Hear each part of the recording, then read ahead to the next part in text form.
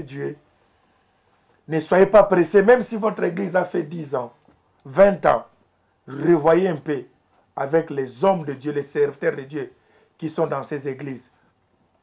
Parce que, bien aimé, je vous assure, il y a une crise terrible des vrais serviteurs de Dieu. La Bible dit, quand le maître viendra, trouveras-tu des serviteurs qui donnent la nourriture à son temps, la parole du moment? Tu peux être invité dans une église. Un jour, j'ai été invité à aller prêcher dans une église. Bien aimé, une grande foule, une grande église. Mais en regardant cette église, le Seigneur m'a dit, regardez tous ces gens. Cette église regroupe plein de personnes possédées. Et quand on a commencé à prier, bien aimé, quelle manifestation! J'étais allé pour 3 jours. Je suis resté 1 semaine parce qu'il y avait un grand travail de délivrance parmi les chantres, parmi les modérateurs, parmi les serviteurs. Bien aimé, comment un prisonnier peut aller libérer une autre personne qui est encore en prison? Les conséquences, tout ça, bien aimé, c'est pourquoi c'est la précipitation à travailler. Isaïe a dit, je sens qu'il y a encore la faiblesse. J'habite encore au milieu d'un peuple dont les lèvres sont impures. Bien aimé, un serviteur de Dieu, un enfant de Dieu qui est encore possédé de l'esprit d'impudicité, s'il n'est pas délivré de cet esprit, un jour, il criera un scandale à l'église.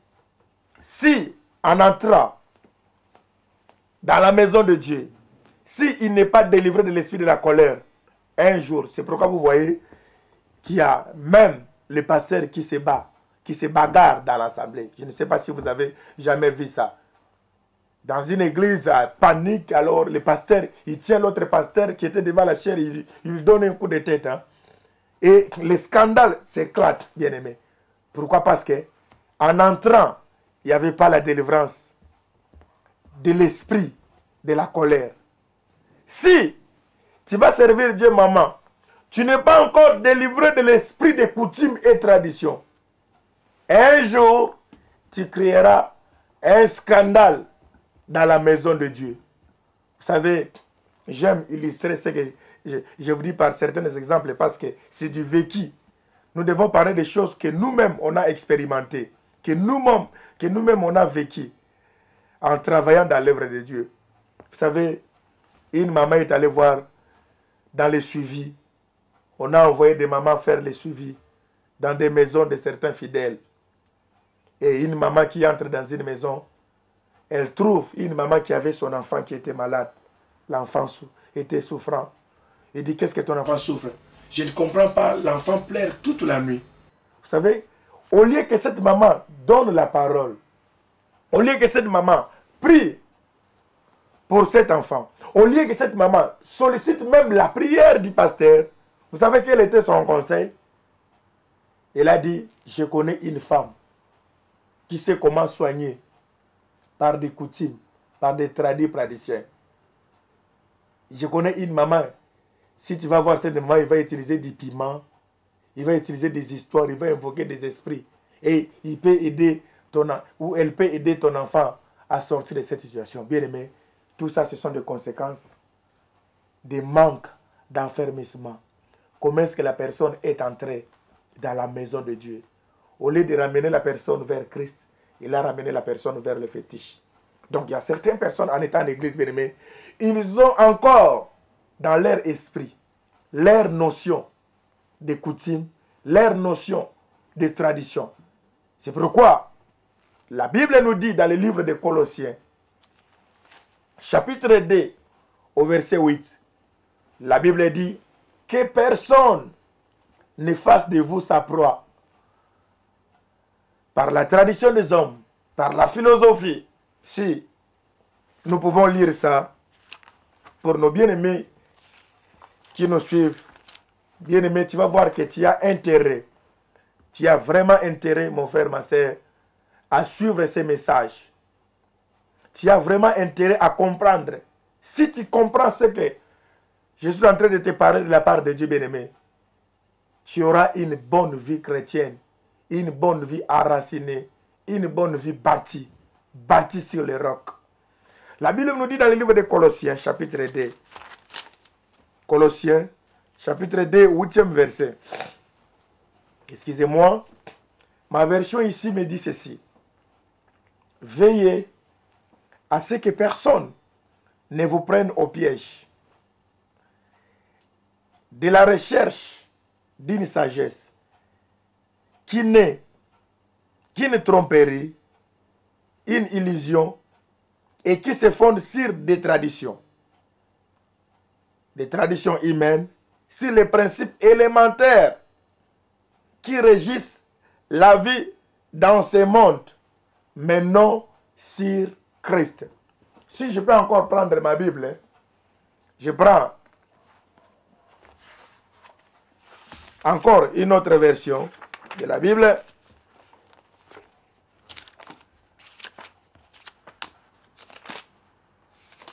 Ici, qu'est-ce que la Bible nous dit? Colossiens chapitre 2, au 8e verset.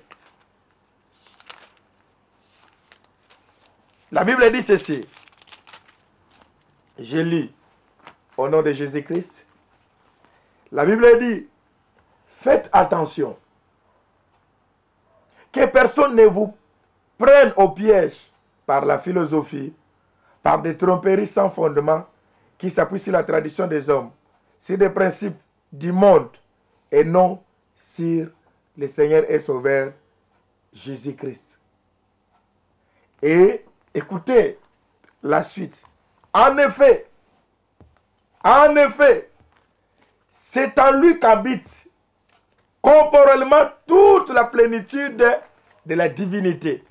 Là, je suis au verset 9, verset 10. Vous avez tous pleinement en lui, qui est le chef de toute domination et de toute autorité. C'est en lui que vous avez été circoncis. Oh yes! J'aime le Seigneur bien-aimé parce qu'il est clair.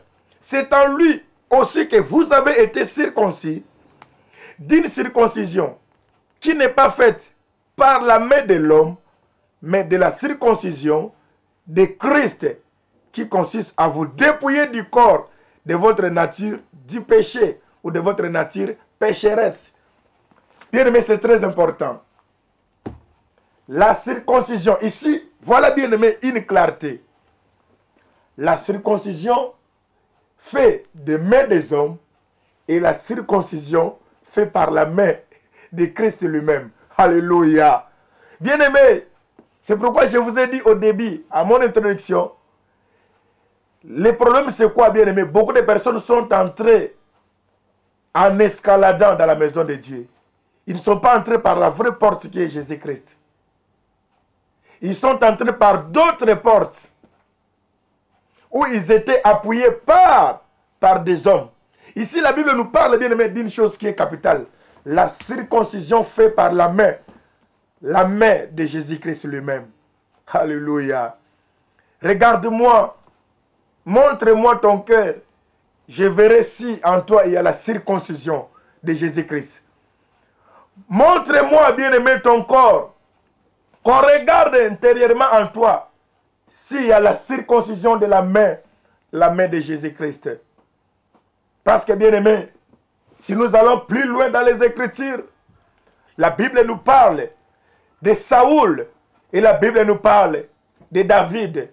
La Bible nous dit, Saoul avait reçu l'onction sur une fiole. Une fiole, c'est un instrument fait des mains des hommes. Mais tandis que David, l'homme, selon le cœur de Dieu, David avait reçu l'onction. L'onction qui venait d'une corne. Alléluia. Aucune personne au monde ne peut fabriquer une corne. Pour avoir une corne, il faut aller chercher un animal. Or, qui peut créer l'animal si ce n'est que lui-même le créateur? Ici, la Bible nous parle de la circoncision. La circoncision fait d'humain ou fait des mains de lui-même. Le Seigneur et Sauveur Jésus-Christ. La circoncision fait de la main de Jésus-Christ. Aujourd'hui, bien-aimés, il y a des serviteurs de Dieu faits par des hommes. Si une église est bâti. Exemple, comme je connais certains Congolais de la République démocratique du Congo, je connais une commune qu'on appelle Njili. Bon, je donne l'exemple de Njili. Il y a Njili, Matete. Bon, comme je suis de la République démocratique du Congo, hein, je connais un peu. J'ai habité la RDC pendant des années. Je connais un peu certaines communes. Alors, si je donne l'exemple, Njili, c'est une commune. Matete, c'est une commune. Lemba, c'est une commune. Alors, si, par exemple, à Paris, nous nous réunissons ensemble, les compatriotes de Njili nous disent, venez, nous allons faire une église de Njilois. Comme notre pasteur est de Njili, alors nous allons soutenir aussi notre pasteur de Njili. Bien aimé, ça sera une église bâtie, une circoncision faite des mains des hommes. Un jour, tôt ou tard, bien aimé, il y aura un scandale. Mais si la circoncision a été faite par Jésus-Christ, bien aimé, la personne va vivre une bonne vie chrétienne avec garantie. Regarde bien ta vie, bien aimé.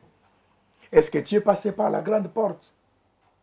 Est-ce que tu as été circoncis par la main de Christ? Parce que si tu as été circoncis par la main du pasteur, un jour tu seras destitué par les pasteurs. Si toi aussi tu es pasteur, tu es un serviteur de Dieu, tu as été serviteur par élection des gens, des hommes, un jour tu seras un scandale. Parce que ces gens vont te démettre, bien-aimé. Ils vont te dire, c'est nous qui t'avons mis ici. Aujourd'hui, c'est nous-mêmes qui prenons la décision. Or, un homme de Dieu, un ministre de Dieu, bien-aimé, il ne vient pas des hommes. Mais un véritable ministre de Dieu, c'est un don. Alléluia. C'est un don de Dieu. Alors, la Bible dit, il y en a qui ont subi la circoncision des mains des hommes. Mais il y en a d'autres qui ont subi la circoncision de la main de Jésus-Christ. Les personnes qui ont reçu le témoignage de Dieu. La Bible dit, lors du baptême de Christ, il y a une voix qui se fit entendre du ciel. Celui-ci est mon fils bien-aimé, en qui j'ai mis toute mon affection. Écoutez-les. C'est pourquoi, bien-aimé, Saoul, ayant été serviteur choisi par des hommes, je pense que vous connaissez bien l'histoire de Saoul dans la Bible. Dieu était roi de son peuple. Dieu était seigneur de son peuple. C'est lui-même qui dirigeait son peuple.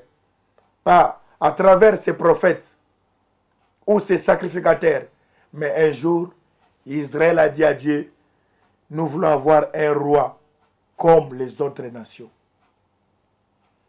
C'était un regret pour Dieu parce que son peuple a choisi une autre direction.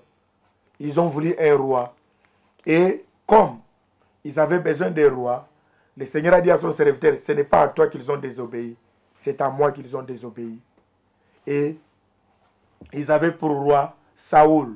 Saoul qui avait reçu l'onction sur une fiole. Une fiole, un aliment fabriqué par des fabricants ici, dans nos usines ici. Après, il avait suivi la pensée des hommes. Il a été influencé par les hommes à garder les brebis qui étaient grasses. Or, la Bible dit, l'obéissance vaut mieux que les sacrifices. Même si un jour il a voulu, il a pleuré, le Seigneur ne pouvait pas faire marche en arrière. Pourquoi? Parce qu'il était choisi par les hommes. Regarde-toi bien, bien-aimé. Ce que tu fais comme travail, ce que tu fais comme œuvre de Dieu, est-ce que tu as reçu l'appel de Dieu ou tu as été forcé par certaines personnes? Parce que, bien-aimé, sans qu'on les refuse, bien-aimé, tel qu'on est là, chacun connaît l'état de son âme. Chacun ou chacune de nous connaît l'état de son cœur. Parce qu'aujourd'hui, il y a certaines personnes qui aiment qu'on prophétise les biens sur leur vie. Qu'on leur dise des bonnes choses par rapport à leur vie. Si un prophète vint se présenter devant la porte de sa maison pour lui dire, le Seigneur m'a montré que tu seras riche, la personne dit Amen. Mais si le prophète vient lui dire, le Seigneur te dit de te repentir, il dit c'était un mauvais prophète.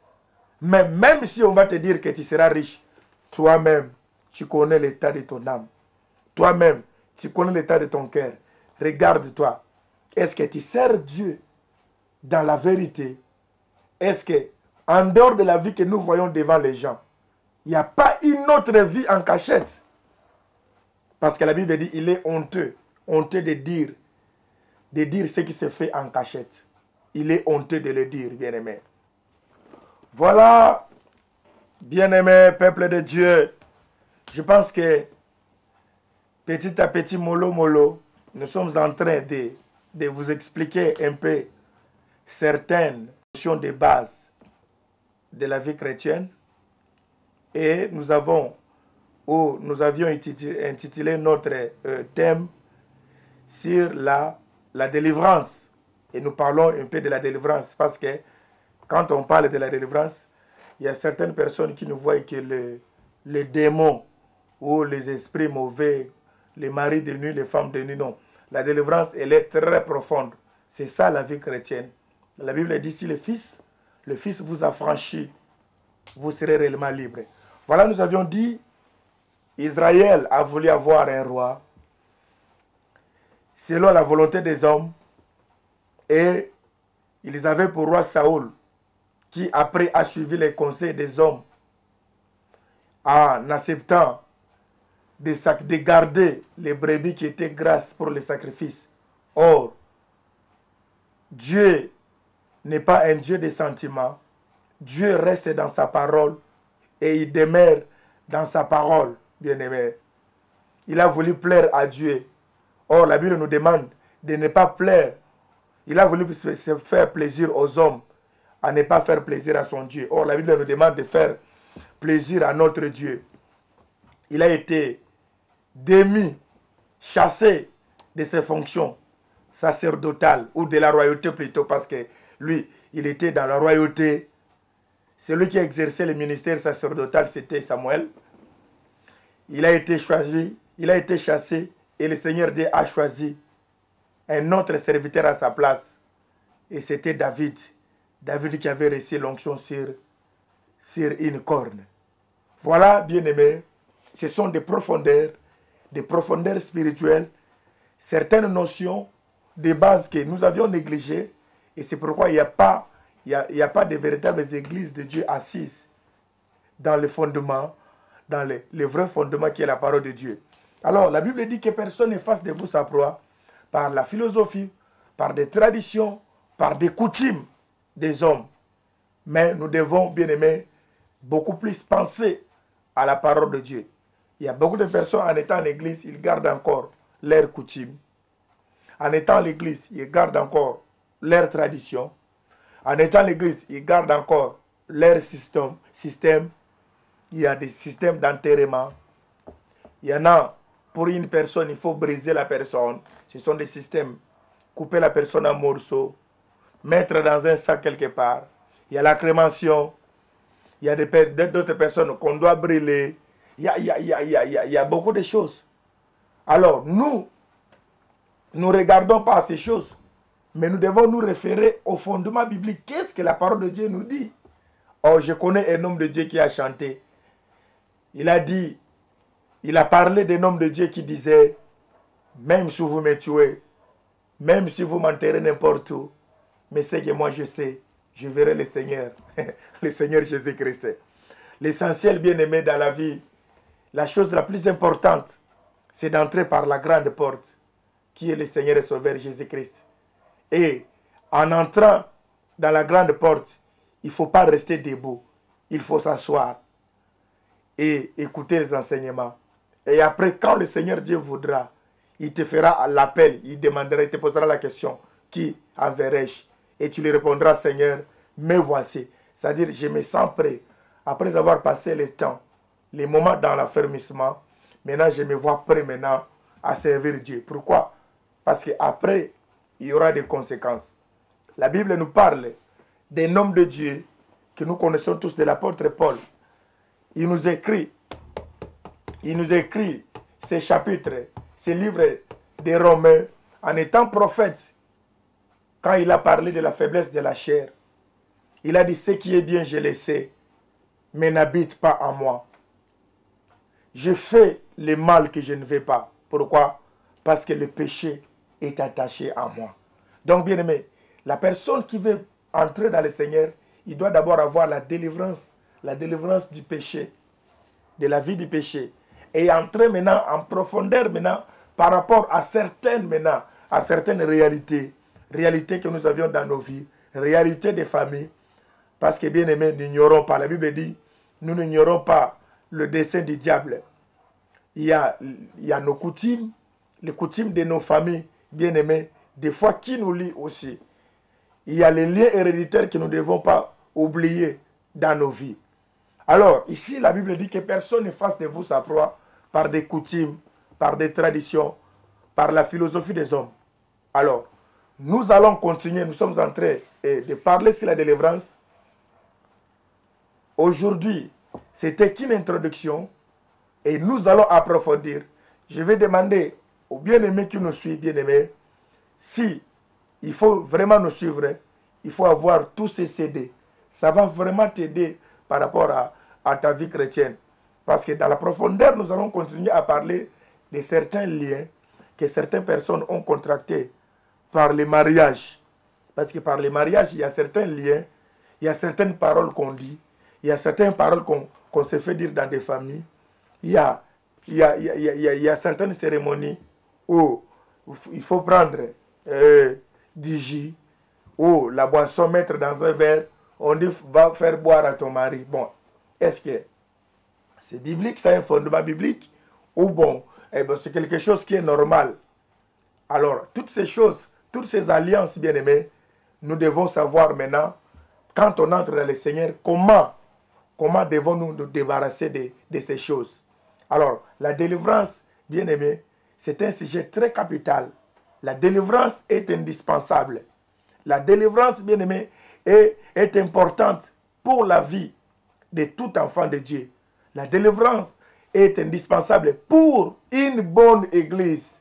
La délivrance est indispensable, bien-aimé, pour une meilleure vie d'avenir. Rester longtemps dans le Seigneur, dans la présence de Dieu. Parce que quand on a été bien affermi, bien-aimé, on aura une bonne vie chrétienne. L'apôtre Paul dit, même si je ne suis pas avec vous, mon souci est que vous demeuriez dans le Seigneur. Il y a certaines personnes, l'éloignement, le fait seulement de s'éloigner des serviteurs ou de ses proches, il devient païen. Pourquoi? Parce qu'il n'y avait pas une bonne notion de base au début de sa vie chrétienne. C'est pourquoi, bien-aimés, nous entrerons en profondeur de ce sujet sur la délivrance. Et vous allez voir, bien-aimés, beaucoup de personnes seront épanouies. Nous voyons beaucoup de personnes qui prient aujourd'hui, mais leurs vies ne sont pas épanouies. Ils n'ont pas une vie bénie. Il y a beaucoup de personnes, bien-aimées, qui prient, mais il y a des conséquences dans leur vie. Il y a beaucoup de personnes qui prient, bien-aimés, dans le Seigneur, parce que c'est ça la grande question que nous allons nous poser après. Est-ce qu'un vrai chrétien peut aussi être ensorcelé? Un vrai chrétien peut aussi être envoûté? Ce sont des questions que nous devons vraiment nous poser. Parce qu'il y a certaines personnes qui ne savent pas. Et après, nous allons approfondir qu'est-ce qu'on appelle un véritable combat spirituel. Est-ce que tout ce qu'on est en train de faire, c'est ça le combat spirituel? Est-ce que le combat spirituel, est-ce qu'il est vraiment biblique? Oui. La Bible dit, béni soit l'Éternel qui exerce mes mains au combat et mes doigts à la bataille. Et la Bible plus loin nous dit de combattre un bon combat, le bon combat dans la foi. Voilà, peuple de Dieu, notre introduction pour ces grands sujets, ces grands thèmes sur la délivrance. Et par la grâce de Dieu, nous allons continuer. Si vous aviez des suggestions, si vous aviez des questions, ou si vous avez des préoccupations, n'hésitez pas, contactez-nous.